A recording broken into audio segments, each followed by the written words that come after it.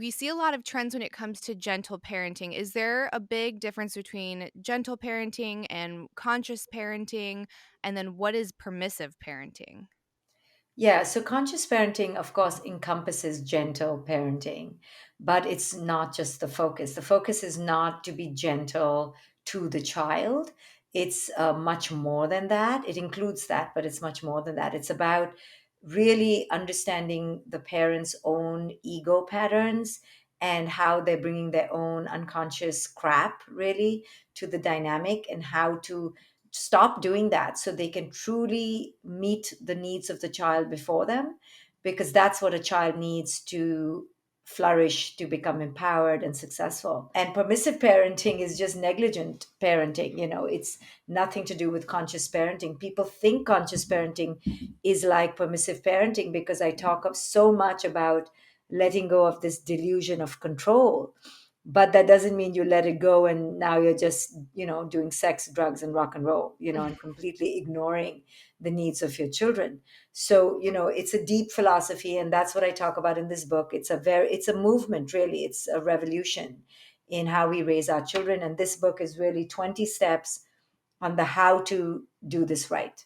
So, when it comes to the idea of control, I think a lot of us have that when it comes to either our partners or our kids. And there's like this idea of ownership, and I'm going to like carve you into the perfect spouse or the perfect child. And it's totally discounting like their authenticity and their path. When it comes to that, I guess where do you find the balance between freedom and what one might call unconditional love, which is like, I accept all of you and I accept your decisions. Whether or not you tolerate that, I think, is a different discussion, versus this is conditional love and I only love you so long as you are providing all of these things as a husband, or you're getting straight A's, or you're not having a temper tantrum.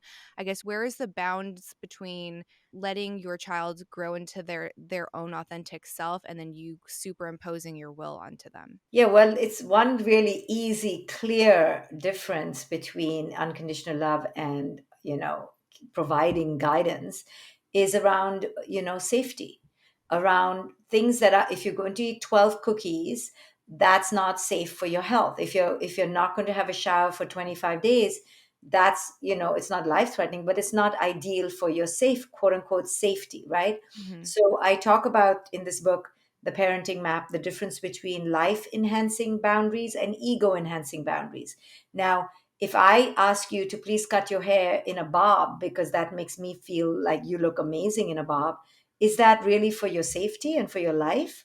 Or is it because for my ego? You understand?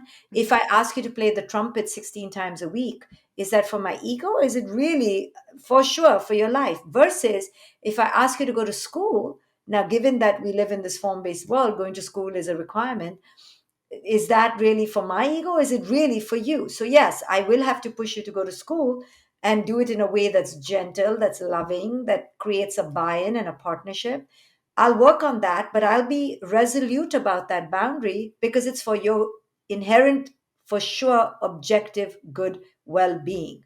Versus go to school and get A grades. That we can negotiate on. You can get some B's, you can get even a C, you can get some A's. We don't need to be rigid about that. So it's very easy to see it when you think about life enhancing boundaries or ego enhancing boundaries. And most of the time, we are instituting ego enhancing boundaries. You will talk to these people, you will practice so many times a week, you will do these hobbies, you will go to this school, you will look like this. Those are all for my ego. They're not necessarily for the child's life. So once we separate that out, then it becomes easy. Then whether you become a piano player or a trumpet player is not so much of my concern as much as, are you doing things that are enhancing your life? Mhm. So I've heard you talk about the piano lessons, and there was like this clip that was going viral, and it was like, well, I don't want to play piano either because it's like really difficult, something like that, to like surmise it.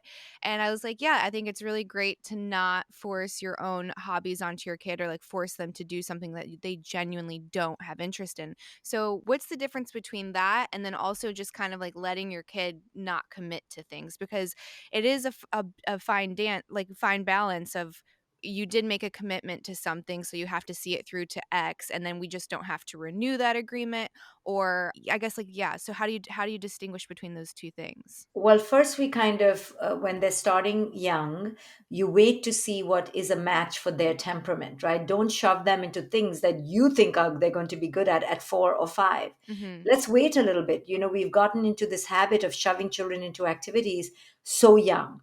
And then don't sign them up for it to be a career, right? Like do it few months at a time. You're dealing with a child, not an adult. Children have a right to go in and out of activities. This is not about teaching commitment. Technically, when I was growing up, I didn't even have anything signed up. It was just hobbies. You go class by class, week by week, and then you drop it.